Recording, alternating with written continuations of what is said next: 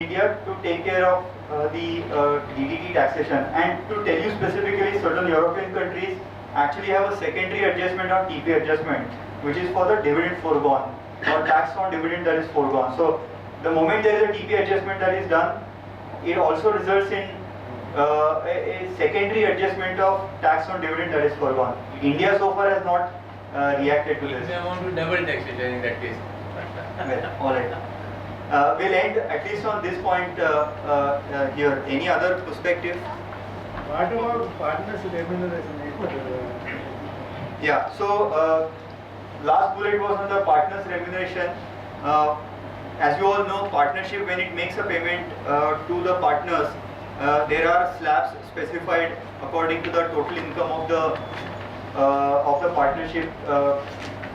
You arrive at the permissible salary. The question is SDT applicable to this?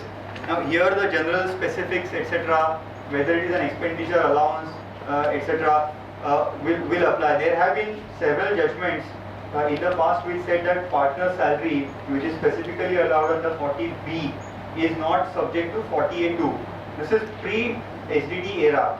Circular was also there. Okay, so circular was also there. okay, I did not note the circular, but perhaps some circular was also there. Again, if we apply the test, or if you look at the definition under 92BA, expenditure to persons covered, etc., etc., it seems to get covered. So the question is that, is SDT applicable? Yes. The question is that, how do you benchmark? Perhaps then there you could bring in these arguments around case laws and the fact that your payment is as per 40B limits. Again, this is not free from doubt. Someone can say that 40B limit is not arm's length price or a fair price. But I'm saying the law specifically allows me to do only so much. I can't pay beyond that. So there is a question of, it's like royalty benchmarking. Government in good old days had 5% and 8% limit. So I could not have paid more than what is allowed under the law. So in Rule 10, during benchmarking, while deciding the arm's length price, I have to see the other laws and effect of other provisions. You can't force me to do impossibility. So that could be one argument on the partner's remuneration or salary.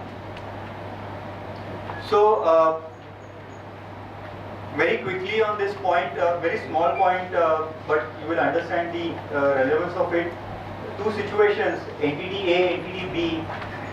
Entity A has given loan to B, and B has paid a interest.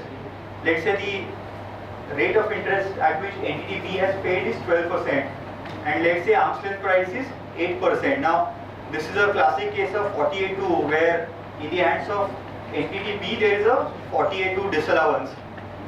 Look at situation 2, where there is no interest that has been paid by entity B to entity A. So sorry, it's not a, you could take a loan transaction, I have taken a guarantee transaction, there is a guarantee but no guarantee fee that has been paid.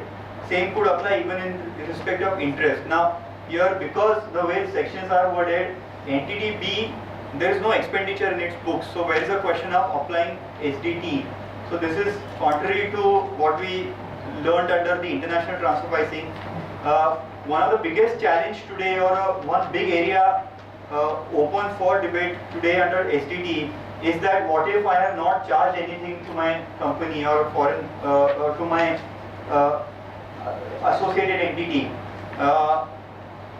SDT today at least refers to actual expenditure and the value as recorded in the books of account. So if I have not, especially in the ATI 810 situations, if entity A is reporting is claiming tax deductions under ATI 8 or 10, even this transaction could get triggered, but not in a 48(2) type of a situation.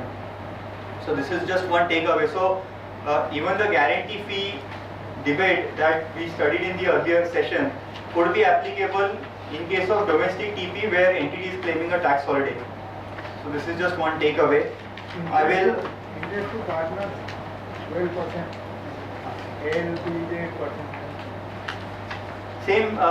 Same threshold as partner salary, sir. I think that's what should apply even for the interest to partners. The payment in kind will be covered. kind.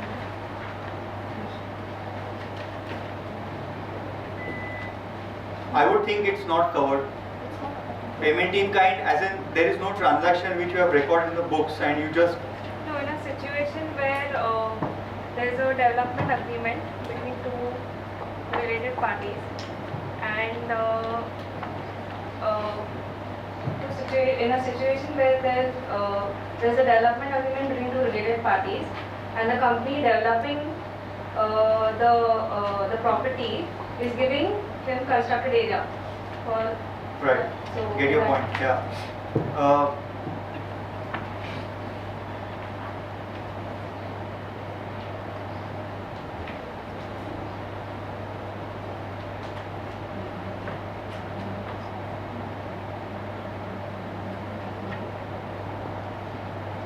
My view is that it is a transaction which is covered under 48(2)(b).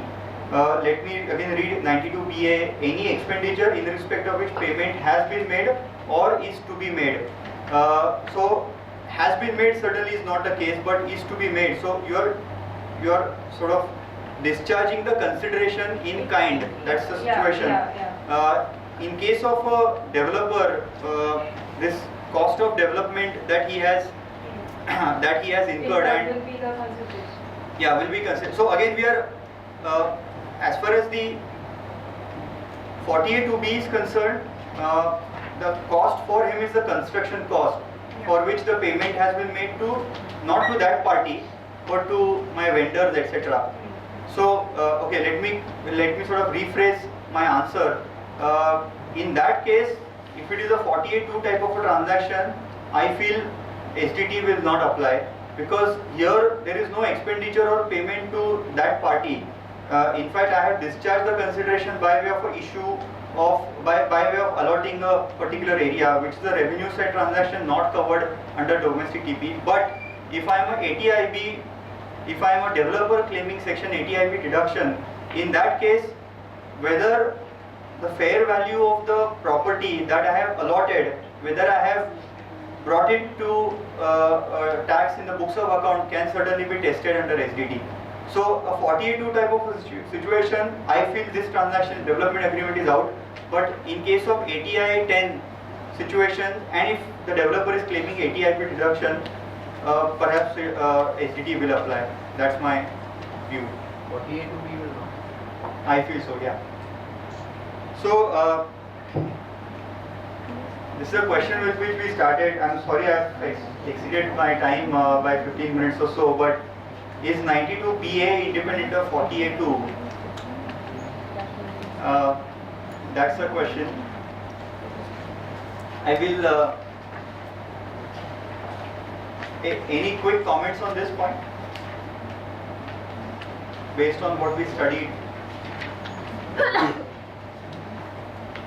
Yes, because it's a specific provision period over there.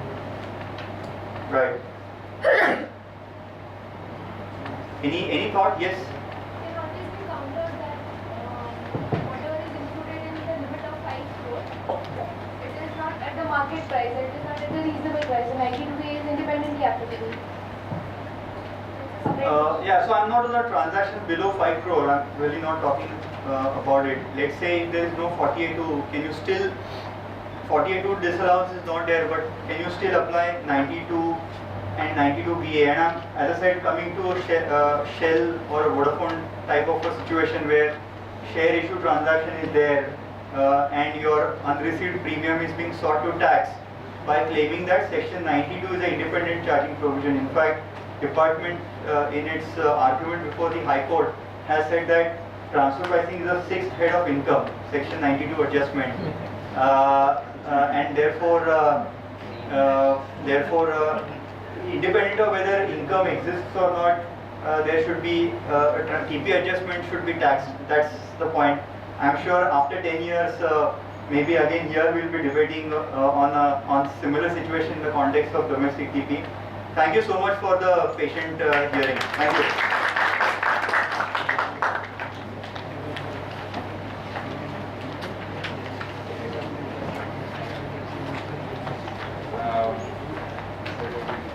Dear friends, our learned